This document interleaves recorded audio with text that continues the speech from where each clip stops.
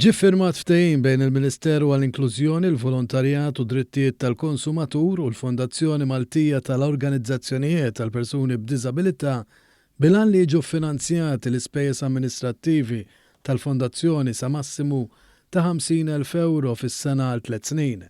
Il-Ministru Giulia Farrugia Portelli qalet li dan li firmar huwa wieħed fost il-bosta investimenti li l-Gvern qed jagħmel u se jkompli jwettaq f'dan is-settur. Dan il-ftehim juri l-ħidma ta' dan il-Gvern li verament jemmen fis-settur ta' diżabilità fl-għaqdiet volontarji li jaħdmu f'dan is-settur u nħarsu l-qudiem biex ir-rappreżentanza tal-MFOPD inkluż fuq livell internazzjonali tkompli tissaħħa. Il-President tal-MFOPD Martes Muljet qalet li issa l-Fondazzjoni se tkun f'pożizzjoni aħjar biex tissaħħaħ il-ħidma tagħha.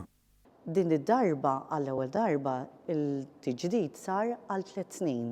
U dan se jgħin ħafna biex il-Federazzjoni tkun tista' tagħmel ħilita kollha biex il-persuni b'diżabilità ikunu dejjem fiċ-ċentru ta' kull diskussjoni.